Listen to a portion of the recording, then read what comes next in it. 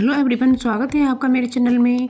और कैसे हैं आप सब? आशा करती हूँ कि आप बहुत बढ़िया से होंगे। तो फ्रेंड्स, वीडियो को पूरा वॉच करना क्योंकि वीडियो बहुत ही इंटरेस्टिंग होने वाली है। और सबसे पहला टिप है मेरा, ये जो हम सरसों बनाते हैं ना आजकल, ये सरसों थोड़ी सी कड़ी सी हो जाती है, तो जो इसकी डंडियाँ होती हैं उन्हें हमें कैसे छीलना है। तो सबसे पहले तो ये जो इधर उधर पत्ते लगे होते हैं उन्हें निकालना है, और उसके बाद हमें इस तरीके से चाकू से इसकी जो डंडियाँ होती हैं उन्हें इस तरह से छीलना है। और जैसा कि आप वीडियो में देख सकते हैं, तो इससे क्या होगा फ्रेंड्स कि जब हम साग को बनाएंगे ना, तो हमारे मुंह में इसके जो तार हैं ना, ये बिल्कुल भी नहीं आएंगे, नहीं तो तिनके तिनके से आते रहते हैं। तो इस तरह से हमें सरसों को छीलना है, और उसके बाद आप देखेंगे फ्रेंड्स, बिल्कुल सॉफ्ट सरसों अंदर से निकली है। इन्हें देसी भाषा में गांडल भी कहा जाता है। तो आप इस तरीके से सरसों को छील कर बनाएं, तो आपका जो साग है ना, बहुत ही टेस्टी और अच्छा बनेगा, और आपके मुंह में बिल्कुल भी कोई तिनका वगैरह नहीं आएगा। तो आप देख सकते हैं कितने छिलके सरसों में से निकले हैं, और ये बड़ी ही आसानी से अब कटते जा रहे हैं। और हमें इन्हें थोड़ा सा मोटा इसलिए काट रहे हैं क्योंकि इन्हें उबाल करके मिक्सर में ही पीसना है, और इससे ये मैश हो जाते हैं। तो इसलिए हमें ज़्यादा बारीक काटने की कोई ज़रूरत नहीं है। तो आप इस तरह से थोड़ा मोटा मोटा भी इसे काट सकते हैं, लेकिन हाँ, तिनके ना आए। तो इसलिए हमें सरसों के जो गांडल होती हैं इन्हें छील कर बनाना है। तो इस तरह से हमारा साग जल्दी से तैयार हो जाएगा और बहुत ही सफाई से बनेगा। तो आप फ्रेंड्स ये ज़रूर से फॉलो कीजिएगा।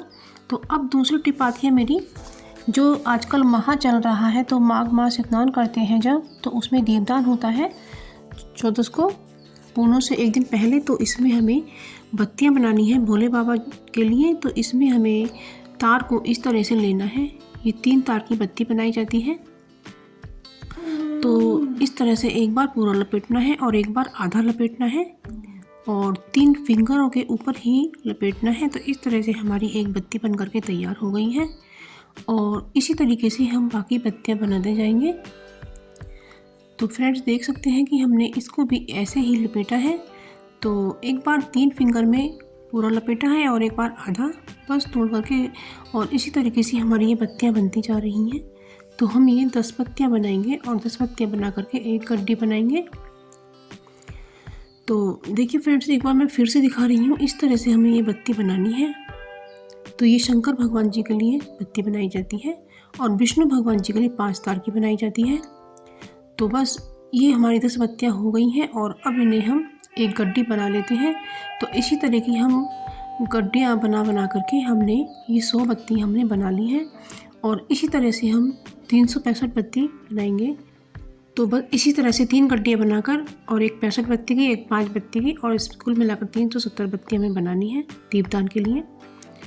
अब अगली टिप आती है हमारी गाजर को लेकर। जब हमारे घर में गाजर आती हैं ज़्यादा मात्रा में, और हमें हलवा वगैरह बनाना होता है, या कोई त्यौहार होता है, या फिर हमें हमारा पीलर नहीं मिल रहा है, तो हमें इसके लिए क्या करना है, क्योंकि सबसे पहले तो गाजर पर ज़्यादा छिलका नहीं होता है, इसकी स्किन बहुत पतली होती है, इसमें जड़ें लगी होती हैं, केवल हमें उन जड़ों को ही थोड़ा सा निकालना होता है। तो ये जो हमारे यहाँ दवाइयों की शीशी आती हैं, तो इस तरह के शीशियों पर ये ढक्कन निकल आते हैं। तो इस तरह से इन ढक्कन का हम यूज़ कर सकते हैं, और हम अपनी गाजर को बड़ी ही आसानी से छील सकते हैं। तो आप देख सकते हैं इसका जो छिलका है वो भी ढक्कन में जमा होता जा रहा है। तो और हमारी गाजर छिल करके बहुत अच्छे से तैयार हो गई है।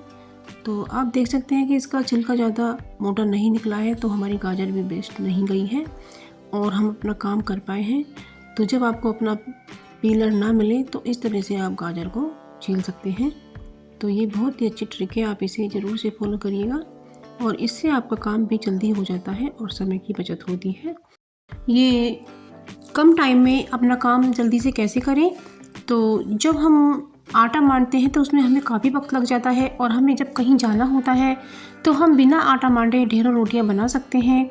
तो हमने आटे को घोल लिया है, अब तो बस तवे पर हमने ऑयल लगा लिया है, और इस तरह से हम जल्दी से अपनी बिना आटा मांडे और बिना बेले, इस तरह से हम जल्दी से अपनी रोटी बना पाएंगे, और हम अपने समय की बचत कर पाएंगे। तो इस तरह से अपनी रोटियां बना सकते हैं, नाश्ता बहुत जल्दी तैयार हो जाता है। तो आप ये ट्रिक ज़रूर से फॉलो कीजिएगा। तो मैंने इसको स्पून की मदद से फैला दिया है। तो बस इस तरीके से अब हम इसे कलछी से छुटा लेते हैं। तो बस इस तरीके से हमारी रोटी जल्दी से तैयार हो जाएगी। तो आप मेरे चैनल पर नए हैं तो मेरे चैनल को सब्सक्राइब कीजिए। तो फ्रेंड्स, यदि आपको कुछ ऐसी टिप मिल जाए जो आपका काम भी आसान करें और आपके समय की बचत भी करें और आपका खर्चा भी कम हो, और ये बहुत ही अच्छी टिप है, आपके समय की बचत भी होगी। तो यदि आपको मेरी कोई भी टिप जरा भी पसंद आई हो तो मेरे चैनल को सब्सक्राइब करें, मेरे वीडियो को लाइक शेयर कमेंट करें और मुझे कमेंट सेक्शन में ही ज़रूर बताएं कि आप मेरी वीडियो देश के किस कोने से देख रहे हैं। और मिलते हैं एक नई वीडियो में, तब तक के लिए